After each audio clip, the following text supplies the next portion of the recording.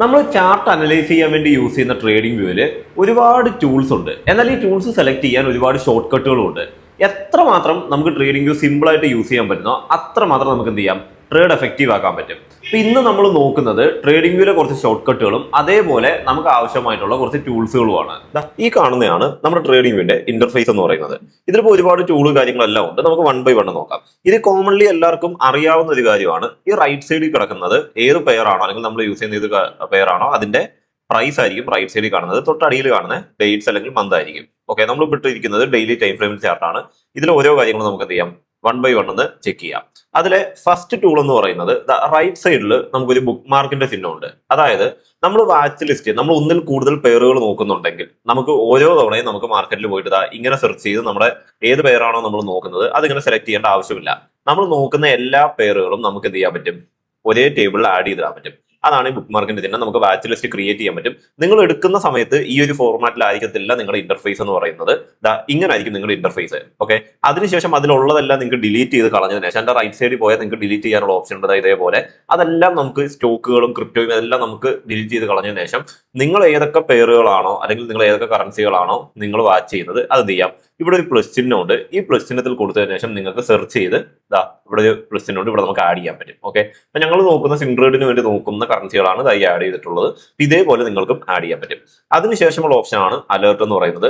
നമ്മൾ ഏതൊക്കെ അലേർട്ടുകൾ, അത് എങ്ങനെയാണ് അലേർട്ട് ആഡ് ചെയ്യുന്നതെന്ന് ഞാനിപ്പോൾ പറഞ്ഞുതരാം. ഏതൊക്കെ അലേർട്ടുകൾ ആഡ് ചെയ്തിട്ടുണ്ട്, അത് ട്രിഗർ ആയത് ഏതൊക്കെ, ട്രിഗർ ആവാത്തത് ഏതൊക്കെ എന്നുള്ള എല്ലാ ഡീറ്റെയിൽസ് നമുക്ക് ഇവിടെ കിട്ടും. ഓക്കെ, അതേപോലെ അടുത്തൊരു ഓപ്ഷനാണ് ഒബ്ജക്ട് ട്രീ എന്ന് പറയുന്നത്. ഇത് നമ്മൾ സെലക്ട് ചെയ്താൽ നമ്മളിപ്പോൾ ഒരു കറൻസി പെയർ സെലക്ട് ചെയ്ത് ആ കറൻസി പെയറിൽ നിങ്ങൾ എന്തൊക്കെ കാര്യങ്ങൾ മാർക്ക് ചെയ്തിട്ടുണ്ടോ, അതായത് എത്ര ഇൻഡിക്കേറ്റേഴ്സ് നിങ്ങൾ ആഡ് ചെയ്തിട്ടുണ്ട്, എത്ര ടൂൾസ് നിങ്ങൾ മാർക്ക് ചെയ്തിട്ടുണ്ട്, അങ്ങനെയുള്ള എല്ലാ ഡേറ്റയും എന്ത് ചെയ്യും ഇവിടെ വരും. ഫോർ എക്സാമ്പിൾ ഞാനിപ്പോൾ ഇവിടെ റെക്ടാംഗിൾ ഡ്രോ ചെയ്തു, കണ്ടില്ലേ? ആ റെക്ടാംഗിൾ എന്ന് പറഞ്ഞ ടൂള് ഈ ചാർട്ടിൽ ഞാൻ യൂസ് ചെയ്തിട്ടുണ്ട് എന്നുള്ളത് ഇവിടെ അറിയാൻ പറ്റും. അതേപോലെ അടുത്ത ടൂള് ട്രെൻഡ് ലൈൻ എന്ന് പറഞ്ഞ ടൂൾ യൂസ് ചെയ്തപ്പോൾ എന്തായി, ആ ടൂൾ ഈ ഒരു ചാർട്ട് എടുക്കുന്ന സമയത്ത് ഈ ഒരു കറൻസി ഇപ്പൊ യൂറോസ്റ്റിയുടെ ചാർട്ടാണുള്ളത്. യൂറോസ്റ്റിയുടെ ചാർട്ട് എടുക്കുന്ന സമയത്ത് ഏതൊക്കെ കറൻസി പെയർ ഉണ്ടെന്നുള്ളത് എന്ത് ചെയ്യാൻ പറ്റും, നമുക്ക് ഇവിടെ കറൻസി പെയറിൽ എന്തൊക്കെ ഡ്രോ ചെയ്തിട്ടുണ്ടെന്നുള്ളത് എന്ത് ചെയ്യാൻ പറ്റും, ഇവിടെ നമുക്ക് അറിയാൻ പറ്റും. ഓക്കെ, ഇത് മൂന്നും നമുക്ക് നോർമലി അത്യാവശ്യം നമുക്ക് യൂസ് ചെയ്യാൻ പറ്റുന്ന കാര്യങ്ങൾ തന്നെയാണ്. അതിനുശേഷം പിന്നീട് നമ്മൾ വരുന്ന സമയത്ത് നമുക്ക് നോർമലി ആൾക്കാർക്ക് അറിയാത്തൊരു കാര്യമാണ് അലേർട്ട് എങ്ങനെ സെറ്റ് ചെയ്യുന്നുള്ളത്. അലേർട്ട് സെറ്റ് ചെയ്യാൻ രണ്ട് ഓപ്ഷൻസ് ആണുള്ളത്. ഒന്ന് ഇവിടെ അലേർട്ടിന്റെ ഓപ്ഷൻ ഉണ്ട്. അതല്ലെന്നുണ്ടെങ്കിൽ എന്ത് ചെയ്യാം, നിങ്ങൾക്ക് ഏത് പ്രൈസ് എത്തിയാലും ആ പ്രൈസിന്റെ റൈറ്റ് സൈഡിൽ എന്ത് ചെയ്യുന്നുണ്ട്, അലേർട്ട് സെറ്റ് ചെയ്യാനുള്ള ഓപ്ഷൻ ഉണ്ട്. ഓക്കെ, അതായത് ഇവിടെ പ്ലസ് ചിഹ്നം കാണും. ഏത് പ്രൈസിലാണ് നിങ്ങൾക്ക് അലേർട്ട് സെറ്റ് ചെയ്യേണ്ടത് അവിടെ വന്നാൽ ആ പ്രൈസിൽ മൗസ് പോയിന്റ് കൊണ്ട് വെച്ചാൽ ഇവിടെ ഒരു പ്ലസ് ചിഹ്നം ഉണ്ട്, അവിടെ ക്ലിക്ക് ചെയ്തിട്ട് എന്ത് ചെയ്യാം, അലേർട്ട് സെറ്റ് ചെയ്യാം. അതേപോലെ തന്നെ ഇതിന്റെ ഷോർട്ട് കട്ടുകളുണ്ട്. ഓക്കെ, അത് ഞാനിപ്പം മുന്നോട്ട് പോകുമ്പോൾ ഓരോ കാര്യങ്ങളും ഞാൻ എടുത്തെടുത്ത് പറഞ്ഞുതരാം.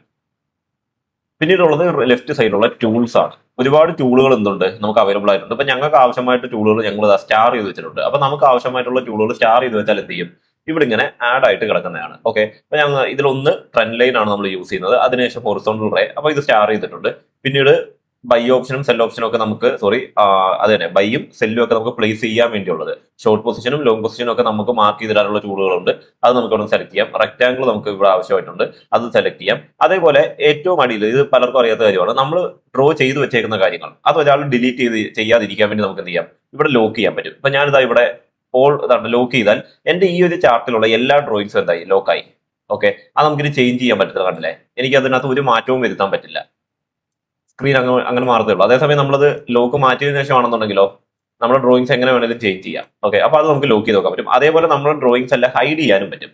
ഇപ്പം ഒരാൾ ചാർട്ട് ഫ്രഷ് ആയിട്ട് കാണുന്ന പറയുകയാണെന്നുണ്ടെങ്കിൽ നമുക്ക് എന്ത് ചെയ്യാം, നമ്മുടെ ഡ്രോയിങ്സും ഇൻഡിക്കേറ്റേഴ്സും അങ്ങനെ എല്ലാ കാര്യങ്ങളും എന്ത് ചെയ്യാം, ഹൈഡ് ചെയ്യാനും പറ്റും. ഓക്കെ, പിന്നീട് ഡിലീറ്റ് ചെയ്യാനും നമ്മുടെ ചാർട്ടിനകത്തുള്ള എല്ലാ കാര്യങ്ങളും, ഇപ്പൊ ഡ്രോയിങ്സ് ഡിലീറ്റ് ചെയ്യണമെങ്കിൽ ഡ്രോയിങ്സ് ഡിലീറ്റ് ചെയ്യാം, ഇൻഡിക്കേറ്റേഴ്സ് ഡിലീറ്റ് ചെയ്യണമെങ്കിൽ ഇൻഡിക്കേറ്റേഴ്സ് ഡിലീറ്റ് ചെയ്യാം. അങ്ങനെയുള്ള എല്ലാ കാര്യങ്ങളും എന്ത് ചെയ്യാൻ പറ്റും, നമുക്ക് റിമൂവ് ചെയ്യാൻ സാധിക്കും. ഓക്കെ, അപ്പൊ ഈ ടൂൾസിനകത്ത് നിങ്ങളുടെ സ്ട്രാറ്റജിക്ക് അനുസരിച്ച് ആവശ്യമായിട്ടുള്ള എല്ലാ ടൂൾസും ഇവിടെ ഉണ്ട്.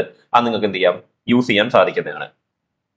ഓക്കെ, അതേപോലെ തന്നെ ക്യാൻഡിൽസിന്റെ കളർ പലരും ചോദിക്കുന്നുണ്ട്. ഇപ്പൊ ഞങ്ങൾ റെഡിന് പകരം ബ്ലാക്ക് ആണ് യൂസ് ചെയ്യുന്നത്. ഓക്കെ, അപ്പം പലരും ചോദിക്കുന്നുണ്ട് എങ്ങനെയാണ് ഇതിന്റെ കളർ മാറ്റുന്നത്. അത് നമുക്ക് ഡയറക്റ്റ് അതിനകത്ത് നിന്ന് ഡബിൾ ക്ലിക്ക് ചെയ്താൽ തന്നെ എന്തായി, നമുക്ക് എല്ലാ ഓപ്ഷനും ഇവിടെ ഓണായി വരുന്നുണ്ട്. അപ്പൊ നിങ്ങൾക്ക് ഈ ബ്ലാക്കിന് പകരം ഇവിടെ ഉള്ളതെല്ലാം എന്താണ്, റെഡ് ആയിരിക്കും. ഓക്കെ, അപ്പൊ നിങ്ങൾക്ക് ഏത് കളറാണോ സെലക്ട് ചെയ്യാൻ ഇഷ്ടമുള്ള ഏതാണോ അത് നിങ്ങൾക്ക് സെലക്ട് ചെയ്യാം.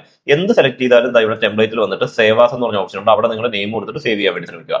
അതുപോലെ പലർക്കുള്ള ഒരു ബുദ്ധിമുട്ടാണ് ഈ ട്രേഡിംഗ് വ്യൂവിന്റെ ക്യാൻഡിലിന്റെ ഒക്കെ ബാക്ക്ഗ്രൗണ്ട്. ഓക്കെ, ഈ ഒരു background vertical and horizontal lines കിടക്കുന്നത്. ഓക്കെ, പല സമയത്തും നമുക്ക് അനാലിസിസിന് അത് ഒരു ബുദ്ധിമുട്ട് തന്നെയാണ്. ചാർട്ട് ചെയ്ത സമയം നീറ്റ് ആൻഡ് ക്ലിയർ ആയിട്ട് ഇടാൻ വേണ്ടി നിങ്ങൾ ശ്രമിക്കുക. അതിനുവേണ്ടി നിങ്ങൾ ചെയ്യേണ്ടത് നേരെ സെറ്റിംഗ്സിൽ പോവുക. ദാ ഇവിടെ നിങ്ങൾക്ക് ക്യാൻവാസ് എന്ന് പറഞ്ഞ ഓപ്ഷൻ ഉണ്ട്. ഇവിടെ വന്നാൽ ഗ്രിഡ് ലൈൻസ് എന്ന് പറഞ്ഞ ഓപ്ഷൻ ഉണ്ട്. ഇവിടെ എന്ത് ചെയ്യുക, ചിലപ്പോൾ നിങ്ങൾക്ക് വെർട്ടിക്കൽ ആൻഡ് ഹൊറിസോണ്ടൽ ആയിരിക്കും കിടക്കുന്നത്, അത് മാറ്റിയിട്ട് ക്ലിയർ ചെയ്യുക. ഓക്കെ, അതിനുശേഷം ഞാൻ പറഞ്ഞ പോലെ ടെംപ്ലേറ്റിൽ വന്നിട്ട് സേവ് ആസ് ഡിഫോൾട്ട് കൊടുത്ത് സേവ് ചെയ്യുക. ഓക്കെ, പിന്നെ പലർക്കും ഒരു ബുദ്ധിമുട്ടാണ്, നമ്മൾ ഒരു ടൈം ഫ്രെയിമിൽ നിന്ന് വേറൊരു ടൈം ഫ്രെയിമിലോട്ട് മാറുന്ന സമയത്ത് ചാർട്ട് ഇങ്ങനെ ആയിരിക്കും കിടക്കുന്നത്. ഓക്കെ, ഈ ചാർട്ട് നമുക്ക് എങ്ങനെ നോർമൽ പൊസിഷനിൽ നമുക്ക് അനലൈസ് ചെയ്യാൻ പറ്റുന്ന ക്യാൻഡിൽസ് കാണുന്ന ഒരു ഫോർമാറ്റിലോട്ട് മാറ്റണമെന്നുണ്ടെങ്കിൽ നിങ്ങൾ സിസ്റ്റമാണ് യൂസ് ചെയ്യുന്നെങ്കിൽ നിങ്ങൾക്ക് റൈറ്റ് ക്ലിക്ക് ചെയ്താൽ റീസെറ്റ് ചാർട്ട് വ്യൂ ഉണ്ട്, അത് ചെയ്യാം. അതല്ലെങ്കിൽ ഇവിടെ വന്നാൽ ഇവിടെ റീസെറ്റ് ചെയ്യാനുള്ള ഓപ്ഷൻ ഉണ്ട്. ഓക്കെ, ഇതിന്റെ കീബോർഡ് ഷോർട്ട് കട്ട് ഞാൻ പറഞ്ഞുതരാം. അതേപോലെ തന്നെ നമുക്ക് പ്രൈസ്, ഓക്കെ, ഇവിടെ രണ്ട് വിധത്തിൽ നമുക്ക് ചെയ്യാൻ പറ്റും. ഒന്ന്, ഈ ഒരു ഫോർമാറ്റിൽ വെർട്ടിക്കൽ ആയിട്ട് ചാർട്ട് ഇങ്ങനെ വലുതായിട്ട് കിടക്കുകയാണെങ്കിൽ നിങ്ങൾക്ക് പ്രൈസിൽ കൊണ്ടുവന്നിട്ടൊന്ന് ഡബിൾ ക്ലിക്ക് ചെയ്താൽ എന്ത് ചെയ്യും, അത് മാറുന്നതാണ്. ഇതല്ലേ. അതേപോലെ ചാർട്ട് ഈ ഒരു ഫോർമാറ്റിലാണ് കിടക്കുന്നതെങ്കിൽ, സൈഡിലോട്ട് ഇങ്ങനെയാണ് കിടക്കുന്നതെങ്കിൽ താഴെ ഇവിടെ നിന്ന് എന്ത് ചെയ്യാം, ഇവിടെ ഡേറ്റിന്റെ ഓപ്ഷൻ ഉണ്ട്, അവിടെ ഡബിൾ ക്ലിക്ക് ചെയ്താൽ എന്തായി, ചാർട്ട് ഓട്ടോമാറ്റിക്കലി ഇങ്ങനെ മാറി. ഓക്കെ, അപ്പൊ ഇതൊക്കെ എന്ത് ചെയ്യാം, നമുക്ക് സിമ്പിൾ ആയിട്ട് യൂസ് ചെയ്യാൻ പറ്റുന്നതാണ്. ഇനി കീബോർഡ് ഷോർട്ട് കട്ടുകൾ എന്ന് പറയുന്നത് നമുക്ക് ഇൻഡിക്കേറ്റർ സെലക്ട് ചെയ്യാൻ നമുക്ക് ഇതാ സ്ലാഷ് എന്ന് പറഞ്ഞ നമ്മുടെ കീബോർഡിനകത്തുള്ള യൂസ് ചെയ്യാൻ പറ്റും. അത് യൂസ് ചെയ്താൽ എന്തായി, നമുക്ക് പെട്ടെന്ന് ഇൻഡിക്കേറ്റേഴ്സിലോട്ട് നമുക്ക് ഓപ്പൺ ചെയ്ത് കിട്ടുന്നതാണ്. ഓക്കെ, അതേപോലെ തന്നെ അടുത്തതാണ് alert. Alert Alt plus A. Okay, ഞാൻ എന്തായാലും ഓൾട്ട് പ്ലസ് എ സെലക്ട് ചെയ്തപ്പോൾ എന്തായി, ക്ലിക്ക് ചെയ്തപ്പോൾ നമ്മുടെ അലേർട്ട് സെറ്റ് ചെയ്യാനുള്ള ഓപ്ഷൻ ഓപ്പൺ ആയി വന്ന്. അതേപോലെ ക്വിക്ക് സെർച്ച്, നമുക്ക് പെട്ടെന്ന് ഒരു കാര്യം, ടൂളിന്റെ നെയിം അറിയാം, ആ ടൂൾ ഇവിടെ എവിടെയാണെന്ന് എനിക്ക് അറിയത്തില്ല. അപ്പൊ എനിക്ക് ട്രെൻഡ് ലൈൻ എന്ന് പറഞ്ഞ ടൂള് ആവശ്യമുണ്ട്, പക്ഷെ ആ ടൂൾ ഇവിടെ എവിടെയാണ് കിടക്കുന്നത് എനിക്ക് അറിയത്തില്ല. അപ്പൊ നമുക്ക് സെർച്ച് ചെയ്യാൻ വേണ്ടിയുള്ള ഓപ്ഷൻ ഓട്ടോമാറ്റിക്കലി കണ്ടുപിടിക്കുന്നത് കൺട്രോൾ പ്ലസ് കെ. കണ്ടില്ലേ, എനിക്കിവിടെ ഏത് ടൂളാണ് ആവശ്യം എനിക്ക് ഇവിടെ സെർച്ച് ചെയ്താൽ മതി. ഇപ്പൊ ഞാൻ ട്രെൻഡ് ലൈനിൽ സെർച്ച് ചെയ്യുകയാണെന്നുണ്ടെങ്കിൽ ട്രെൻഡ് ലൈനിന്റെ ടൂൾ ഇവിടെ വന്നിട്ടുണ്ട്, എനിക്ക് സെലക്ട് ചെയ്യാൻ പറ്റും. ഓക്കെ, അങ്ങനെ എന്ത് ടൂളും നമുക്ക് എന്ത് ചെയ്യാം, പെട്ടെന്ന് സെലക്ട് ചെയ്യാൻ സാധിക്കുന്നതാണ്. ഇനി സ്ക്രീൻ ഫുൾ സ്ക്രീൻ ആക്കണമെന്നുണ്ടെങ്കിൽ ഷിഫ്റ്റ് പ്ലസ് എഫ്. ഓക്കെ, എന്താണ് ചാർട്ട് ഫുള്ളായി, അത് വീണ്ടും ബാക്ക്വേർഡ് വരണമെന്നുണ്ടെങ്കിൽ ഒന്നുകൂടെ അത് ക്ലിക്ക് ചെയ്താൽ മതി. ഓക്കെ, ഇനി നമുക്ക് ട്രെൻഡ് ലൈൻ ഡ്രോ ചെയ്യുന്ന സമയത്ത് ഈ ഒരു ട്രെൻഡ് ലൈൻ എനിക്ക് പ്രോപ്പർ ആയിട്ട്, ഇപ്പൊ ഈ ഒരു ഫോർമാറ്റിലുള്ള ട്രെൻഡ് ലൈൻ ഞാൻ വരയ്ക്കുന്ന സമയത്ത് എനിക്ക് പ്രോപ്പർ ആയിട്ട് ആവണമെന്നുണ്ടെങ്കിൽ നിങ്ങൾ ഈ ട്രെൻഡ് ലൈൻ വരയ്ക്കുന്ന കൂട്ടത്തിൽ ഷിഫ്റ്റും കൂടെ ക്ലിക്ക് ചെയ്താൽ മതി, എന്തായി, ട്രെൻഡ് ലൈൻ കൃത്യമായിട്ടത് ഡ്രോ ചെയ്യാൻ സാധിക്കും. ഓക്കെ, അതും നമുക്ക് സിമ്പിൾ ആക്കാൻ, നമ്മുടെ അനാലിസിസ് സിമ്പിൾ ആക്കാൻ നമുക്ക് സാധിക്കുന്നതാണ്.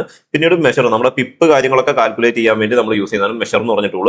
അത് നമുക്ക് പെട്ടെന്ന് ക്ലിക്ക് ചെയ്യണമെന്നുണ്ടെങ്കിൽ നിങ്ങൾ ഷിഫ്റ്റ് ക്ലിക്ക് ചെയ്തുകൊണ്ട് ചാർട്ടിൽ ഒന്ന് ക്ലിക്ക് ചെയ്താൽ മതി. ഇതാ കണ്ടില്ലേ, ആ ടൂൾ ഓപ്പൺ ആയി വരും. ഷിഫ്റ്റ് ക്ലിക്ക് ചെയ്തുകൊണ്ട് എന്ത് ചെയ്യുക, ചാർട്ടിൽ ഒന്ന് ക്ലിക്ക് ചെയ്താൽ മതി, ആ ടൂൾ നമുക്ക് ഓപ്പൺ ആയി വരും. എത്ര പിപ്പ് കാര്യങ്ങളൊക്കെ കൊണ്ട് നമുക്ക് എന്ത് ചെയ്യാൻ പറ്റും, മനസ്സിലാക്കാൻ പറ്റും. ഓക്കെ, അതേപോലെ തന്നെ എനിക്കിപ്പം ഇന്നത്തെ ഡേറ്റ് എന്ന് പറയുന്നത് 24 ആണ്.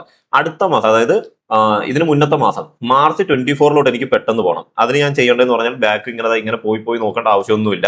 എനിക്ക് പെട്ടെന്ന് ഡേറ്റ് സെലക്ട് ചെയ്യാൻ പറ്റും. അതിന് ഓൾട്ട് പ്ലസ് ജി നിങ്ങൾ സെലക്ട് ചെയ്യുക. അപ്പൊ എന്താ കലണ്ടർ ഓപ്പൺ ആയി വരും. എന്നിട്ട് ഏത് ഡേറ്റ് ആണോ നിങ്ങൾക്ക് വേണ്ടത്, ഇപ്പൊ മാർച്ച് 24 ആണ് എനിക്ക് വേണ്ടെങ്കിൽ, അല്ലെങ്കിൽ മാർച്ച് 25 ആണ് എനിക്ക് വേണ്ടെങ്കിൽ ഞാൻ മാർച്ച് 25 സെലക്ട് ചെയ്യുന്നു, ഗോ ടു കൊടുത്താൽ ഓട്ടോമാറ്റിക്കലി എന്താവും, ചാർട്ട് പോകുന്നതാണ്. ഓക്കെ, ഈ ഷോർട്ട് കട്ടുകളൊക്കെ നമുക്ക് യൂസ് ചെയ്താൽ തന്നെ നമുക്ക് പെട്ടെന്ന് നമുക്ക് ഫാസ്റ്റ് ആയിട്ട് മാർക്കറ്റിൽ ഒരു അനലൈസിങ് സ്കില്ല് നമുക്ക് എന്ത് ചെയ്യാൻ പറ്റും, ഡെവലപ്പ് ചെയ്തെടുക്കാൻ പറ്റും. എല്ലാ കാര്യങ്ങളും കുറച്ച് സിമ്പിൾ ആക്കാൻ പറ്റും. അപ്പം ഈ ടൂളുകളൊക്കെ നന്നായിട്ട് എന്ത് ചെയ്യുക, ട്രേഡിംഗ് വ്യൂ ഒന്ന് യൂസ് ചെയ്യുക. പിന്നീട് ട്രേഡിംഗ് വ്യൂ അനലൈസ് ചെയ്യുന്ന മാത്രമല്ല നമുക്ക് പ്രോഫിറ്റ് ജനറേറ്റ് ചെയ്ത് തരുന്നത്.